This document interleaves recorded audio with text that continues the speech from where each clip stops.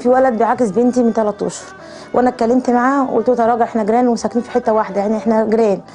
فقال لي لا مش انا وما اعرفش ايه ونكر. بس بعد كده الولد ده كان نقاش، ومحمد الله يرحمه في الجامعه وكان بينزل يشتغل مع والده في النقاشه، بحكم ان هو لازم والده راجل كبير لازم يساعده. فلما احتاج محمد صناعيه ناس دلته على الولد ده، خدوا معاه في الشغل وضرب بيهم صحوبيه في الشغل، اخر شقه بينهم من بعض في اخر قبل رمضان باسبوع.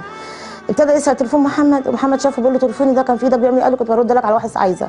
ابتدى بعد كده ينزل تليفون بنتي على النت، وابتدى يشهر ببنتي على النت. طبعا محمد ما كانش يعرف، يعني النت ما كنتش دخلته لسه في البيت.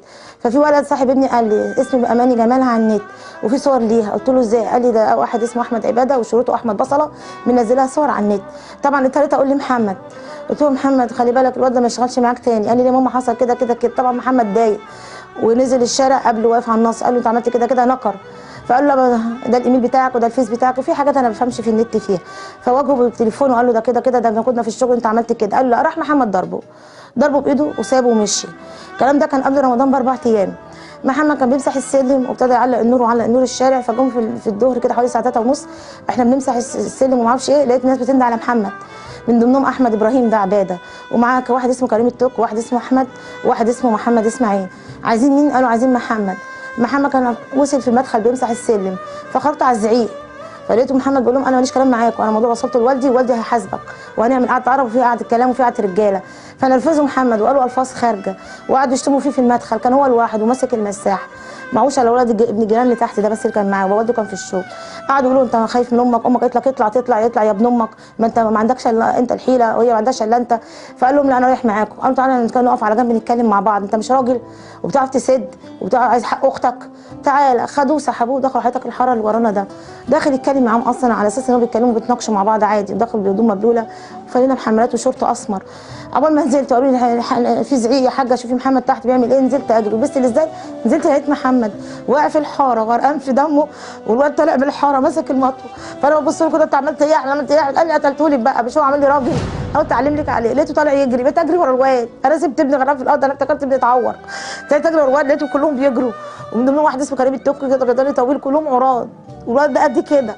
ابتديت اجري وراهم، في الاخر واحده قالت لي ارجعي شوفي ابنك. اما رجعت لقيت محمد غرقان في دم. مالك يا محمد؟ بقيت ببص ده حطيته في توك توك، ما لقيتش وسيله في الشارع، يعني الشارع كان فاضي الساعه 3:30 ما كانش في حد ليله سحور رمضان. انا قلت كان اهم حاجه انقذ ابني، اكيد متعور تعور لازم يتخيط. جيت على المستشفى في اليوم الواحد خدت ابني في توك توك جريت بيه، قالوا لي ده عايز عمليات. خدوا الواد مني قعد 4 ساعات جوه. اتاري هو وصل المستشفى يا حبيب ابنه كان مات. يعني انا بحطه في التوك توك كان ليه خلص. لما دخل قلت له يا دكتور 4 ساعات في اوضه العمليات، قال لي بصراحه الولد مات واحنا عايزين والده. اتصلت على والده كان في مدينه السلام في شغل، جه يجري. خدت بعضي ودخلت جري على المستشفى. الطبيعي بقى يعني انت داخل المستشفى فلقيت والدته ولقيت صحابه وبتاع وجو كده مش طبيعي يعني. وعمه كان موجود. في ايه؟ قال لا ده ما في العمليات. عمليات ايه؟ وصلنا العمليات في ايه يعني؟ والله ما فيش حاجه بس اهدى ما فيش حاجه وبتاع مش. فانا واقف على سبيل محمد مثلا بيتخيط بتاع، ما تخيلتش بقى ان عمليات دي عمليات يعني ما هو مستشفى عمليات يعني بيتخيط، ما هو يعني هيضربوه بايه يعني؟ هيضربوه بسيف هيموتوه. فما جاتش في دماغي خالص موضوع ان واحد بقى عمل كده يعني. المهم خدت بعضي وطالع بره المكان بتاع الطرقه بتاعت المستشفى دي، وواقف بره كده فشويه ولقيت ظابط جاي. فين والد القتيل؟ قتيل مين؟ قال لي الطالب اللي لسه جاي. قلت له ده ابني ما ماتش. قالوا يا حاج ابنك توفى، هو دلوقتي بقاش ابنك. ايه اللي حصل؟ حكيت اللي حصل. زقيت الباب ودخلت. 2 دكاتره وممرضين شافوني جريوا من قدامي. دخلت لقيت ابني محطوط على السرير ومتغطي بملايه. ما تخيلتش بقى ان انا هشيل ملايه والاقي محمد متوفي يعني. كان الولد راح المستشفى شكري عور نفسه، ما اعرفش والله الله مين اللي عوره، وقال له المرحوم الله يرحمه عورني مطوه، ان ابني ما كانش معاه مطوه، ابني ما كانش بيشيل اسلحه. عمل تقرير طبي في مستشفى البكري. طبعا انا كنت هي في حاله الوفاه في مستشفى اليوم الواحد. اول ما والده راح يعمل المحضر، كان المحضر ولد عمله لجأ لاخوه امين شرطه واتطبخ المحضر زي ما اتطبخ. طبعا لما رحنا المحضر وقرينا المحضر قلنا مش المحضر دي، مش الحقيقه، هم كانوا 4 تنفار ما كانش واحد بس. اضطرينا نعمل محضر في النيابه، عملنا محضر في النيابه وجي قلت الحقيقه. تقرير ساعتها واخد بال حضرتك اللي جه بقى من الطب الشرعي، تمام. قتل، يعني قتل ضربه واقف، هو ضرب محمد هنا طعنه واحده في المكان ده، ماشي، فرتكت الرئه وحوالي 32 سم مكان الضربه، 32 سم. طبعا نزف محمد، ما قدرش، وقع مكانه من الخبطه، شالوه طبعا ما فيش، على بال ما ودوه المستشفى كان محمد مات. الطب الشرعي قال ان يعني دي مش وهو وقع او عمل او سوى، لا ده ضربه موتته، الضربه بتاعت الواد هي اللي موتته، تمام. ده الطب الشرعي بيقول. تحقيقات النيابه كلها ماشي في صالح محمد. تحقيقات المباحث لما انا عملت المشكله عشان اخوه امين شرطه وقلبت الدنيا برضو في صالح محمد. وكيل النيابه قال له عايز ضبط واحضار. الناس دول العيال كانت هربت، قعدت 4 اشهر هربانه من المنطقه، الحكومه ما بقتش لاقياها. جه الولد نكر قال ما كانش معايا حد، انا كنت لوحدي، وشال القضيه لوحده. البيه كان بمجرد ما اتقبض عليه بعدها ب3 4 ايام، البيه كان قاعد في الحجز في اسم عين شمس جوه، ماشي، وحضرتك بيكلمني على الفيس، انا اسف يا عم جمال، انا ما كانش قصدي ان انا اموته، ده محبوس وده قاتل. يعني ازاي ان ده محبوس وقاتل ومعاه تليفون جوه وبيتكلم على الفيس؟ حكم على احمد ابراهيم عباده ب7 سنين، قضى منهم سنه، وهو دلوقتي حضرتك بيعمل نقد. فقلت له ازاي؟ طبعا وقفت من طولي وقعدت اعيط ورحت مستشفى. قلت ازاي؟ ما الورق ماشي معايا وكل محامين اثبتوا دي قتل عمد، جم واخدينه من البيت الساعه 3:30. قال لا دي معموله بشجره واتأدت ضربه ادت الى الموت. حاسه ان حق ابني ضاع في البلد دي، يعني هو كان عايش وكان ابو حامي ينفع البلد وينفعنا. حق ابني ضاع، قلت عشان الناس غلابه. حق ابني ضاع، قلت عشان الناس غلابه. واحده غلبانه قالوا يعملي تظلم للنائب العام، اعملي وزيره، يعني عملت تظلم وقالوا لي بعدي وزير الداخليه.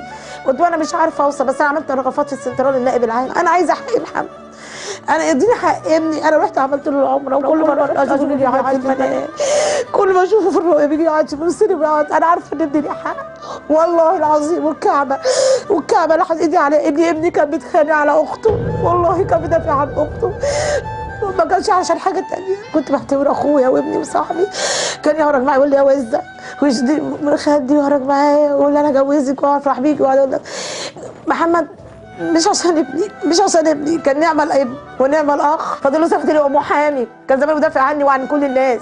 ازاي اخسر ابني في 7 سنين؟ وبعدين بيعمل نقد، حضرتك بيعمل نقد ويطلع في 3 سنين، قضى منهم سنه، فاضل له 2 سنين. يرضي مين؟ ده شكل مجرم، بالله عليك ده شكل مجرم، ده شكل بيشرب مخدرات، ده شكل واحد مش الاسلحه. ما يرضيش ربنا، ما يرضيش ربنا لان انا قاعده في المنطقه واشوف قتل ابني يجي يقف لي على الراس بعد 2 سنين، واشوف قتل ابني يجي يقف لي على الراس بعد 2 سنين. كل اللي انا طالبه من ربنا القصاص، من قتل يقتل، هو ده اللي احنا طالبينه من العدل بس. رحت عملت له كل ما اروح اشوف ابني قاعد في المنام، كل ما اشوفه في الرؤيه بيجي قاعد في السينما. انا عارفه ان ابني ليه حق، ما يرضيش ربنا لان انا قاعده في المنطقه واشوف قتل ابني يجي يقف لي على الراس بعد 2 سنين. كنتش اعرفه، انا اللي كنت اعرفه بعد اللي انا عرفته بعد كده اللي هو ساكن عندنا في اخر الشارع. بس وانا كنت راجعه من الجامعه كان بلاقيه واقف عند المترو بيمشي ورايا بيفضل يتكلم. انا ما كنتش ببص، ما كنتش اعرفه، بس كنت عارفه الصوت. يعني كان كتير قوي كذا مره يمشي ورايا وانا راجعه من الجامعه. وكنت مره رايحه اجيب لماما حاجات من السوق لقيته واقف برضه، رحت شفته بقى، عرفت اللي هو ده، عرفته من الصوت. فبعد كده رحت لقيت دخل على الفيسبوك وراح عمل لي اد، فانا طبعا ما قابلتهوش. فرحت لقيته دخل رسائل وبعت لي، فبقول لي انت مش عايزه تكلميني ليه؟ ابعتي لي اد، عشان هو يعني انا عملت له بلوك. فقال لي بعتي لي ايه، انا عايزه اكلمك وانا نيتي خير وعايزه اخطبك كده. فطبعا جيت حكيت لماما، قعد بقى يبعت لي رسائل كتير جدا. حكيت لماما، راحت ماما قالت لي ما تقوليش لمحمد اخوكي، وانا لما اشوفه في الشارع هتكلم معاه واقول له ما ينفعش كده، ما يصحش، دي بنت المنطقه بتاعتك. عرفت بعد كده اللي هو خد رقمي ما اعرفش منين، ونزل صوره ليا على الفيسبوك ونزل رقمي على الفيسبوك وكده. وكان يعني كان في حاجات بعد كده يعني بعت لي كومنتات وبيكلمني وكده. بس بعد كده رحت محمد اخويا بيقول لي، رحت قلت له ما رضيتش اقول لك، ماما اللي قالت لي. فطبعا محمد اخويا راح اتخانق معاه وضربه وكده. وبعد كده رحت بقى عملت له بلوك وكده. هو بعد كده يوم الجمعه ده نازله رايحه الشغل، لقيته واقف عند البيت عندنا، طالعه من البيت لقيته واقف وماسك مطوه عمال يلفها كده هو، وعمال يبص لي يعني بصات كده على جسمي. لقيت محمد اخويا راح زقني وقال لي روحي الشغل انت، شوفي انت رايحه فين. ولقيته بقى واقف بيتكلم. فانا قلت يعني لقيت في 3 واقفين غيره، فقلت اكيد هتحصل مشكله. قعدت اتصل بماما، طبعا هم كان محمد بيمسح السلم وكده وماما كانت بتديله ميه فمحدش سمعني. اتصلت ببابا وكان في السلام في مدينه السلام. اتصلت ببابا قلت له بابا تعالى لحسن في مشكله هتحصل، واحمد بصله ده واقف ومعاه مطوه. قام قال لي خلاص مشي انا هاجي. بعد العزا بتاع اخويا بقيت ما بنزلش ماما، انا اللي بنزل عشان خاطر طبعا ماما بتفتكر الحادثه وبتتعب وكده. بقيت انا انزل اروح السوق اجيب حاجات، الاقيهم واقفيني ويبصوا لي ويضحكوا ويقولوا لي اصل العيله ما فيهاش راجل خلاص ومين هيجيب حق اخوكي، ويفضلوا بقى يضايقوني بالكلام. اقوم بصلهم كده وماشيه، ما كنتش عارفه اتكلم، اخاف يعني يعملوا لي حاجه. وبعد كده واحد تاني يقول لي اصل مين الراجل، اخوه الصغير والبت هي اللي هتجيب حقه وابوه راجل كبير، مين اللي هيجيب حقه؟ ما خلاص اللي كان عامل فيها راجل احنا قتلناه، خلاص اللي كان عامل فيها راجل احنا قتلناه. فخفت يعني يمسكوني مثلا يدخلوني في الحاره، عشان في حواري عندهم كده، حواري صغيره، واحنا عندنا الشارع ما بيكونش فيه حد، ما بيكونش فيه ناس كتير وكده، وانا رايحه السوق الصبح. فخفت، فبقيت ابص لهم كده واحاسبن عليهم واقول حسب الله ونعم الوكيل واسيبهم وامشي. انا اكبر من محمد بسنه. محمد اخويا كان عنده 21 سنه وكان عندي 22 سنه. يعني هو كان بعد اختي الله يرحمها، عشان ليا اخت متوفيه كانت اكبر مني، كان هو كل حاجه ليا، هو اسلام. يعني انا ما كانش ليا غيرهم، كنت انا البنت الوحيده ما كانش ليا غيرهم. يعني محمد بالنسبه لي كان يعني ونعم الاخ، ولا عمرنا اتخانقنا ولا عمرنا، كان بالنسبه لي كل حاجه.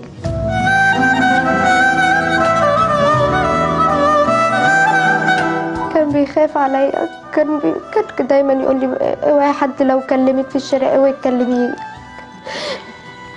كان يعني مش عارفه اقول لك ايه بجد، ما كانش يعني كان اخويا الصغير بس كان هو بيديني كلام، كان بينصحني اكني هو الكبير مش انا الكبيره. كان بيخاف عليا انا واخويا الصغير، كانش بيخليني انزل اشتغل، كان هو اللي يصرف على البيت عشان خاطر بابا تعبان. كان هو كل حاجه، كان هو كل حاجه بالنسبه لنا. كلنا هنهدى لما نشوف حقه، يعني هنشوف حقه، واللي يشوف اللي قتلوه اللي هم يعني فرحوا قوي اللي قتلوه كده وكانوا متعمدين يقتلوه، يعني يتعدموا بدل ما سنه ولا سنتين نطلع ونشوفهم. اذا كان دلوقتي ما حدش اتحبس وبيقولوا لنا كده، اما لو اللي قتلوا بقى هيطلع هيعمل فينا ايه؟ بتمنى ان انا اكون ولد عشان اقتلهم بجد. كنت بقول يا رب اكون انا الولد، اسلام كبير اخويا، كنا جبنا حق اخونا احنا، بدل ما هما بيعايرونا كده في الشارع وبيقولوا ما فيش غير اخ صغير وانت اخته بنت.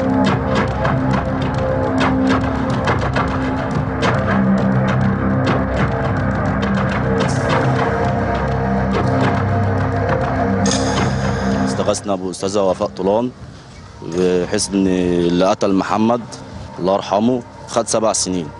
ده يرضي ربنا واحد يستدرج واحد من البيت ويقتله في عز النهار وياخد 7 سنين؟ ده اللي بيسرق بالاكراه بياخد 15 سنه. احنا عايزين القصاص العادل. انا منشد السيسي وزير الداخليه والنائب العام يعيدوا القضيه ويجيبوا حق ابن بنتي. كان طالع نافع البلد محامي في كليه الحقوق، وخدوه ال3 من قلب البيت ودخلوه الحاره وغدروا بيه. والكعبه يا رب اللي انا حطيت ايدي على بابها ما بكذب. هي القتل كده عندهم ببساطه، وبعد كده يطلع لنا يوقفنا على الناصيه يتحدانا ولا يعمل ايه؟ ولا هم عايزين يضيعوا الشباب مع بعض؟ ده كده حكم باطل باطل باطل. بقول حسبي الله ونعم الوكيل. لان الواد ده كان جدع، مش ابن اختي بس كان ابني، بس مش عايزه اقول لك انا مش عارفه اعمل فيه ليه. كانت غيره ولا ايه؟ انا مش عارفه. بجد الواد كان بيمسح ولا يدي الشارع ده كله كان بيمسح وصبح صايم، والله كان صبح صايم، والله كان صبح صايم. يعني مش عايزه اقول لك هو انا في ايه، انا مش عارفه. ده غيره الشباب غيره، لا ياخدوه يمشوه بالطريق بتاعهم، لا يعملوا فيه كده. ده جال في الجامعه وقال لي يا خالته انا ناوي اسافر، ناوي اسافر، مش هقعد في المنطقه دي يا خالته، والله العظيم 3. وصابح كان بيصلي قبلها كام يوم يا اختي كان بيصلي، وقلت لي ايه؟ قالت لي يا اختي ده محمد مش محمد، انا حاسه ده ابن موت فعلا. الناس كلها إيه في ايه الحته دي؟ انا مش عارف، انا بقول حسبي الله ونعم الوكيل. ازاي قاتل واحد قتله وخطفوه هنا وحطوه هنا، وازاي 7 سنين وبعد كده هيبقى 3 سنين ازاي؟ وخدوا سنه، يعتبر فضلوا سنتين.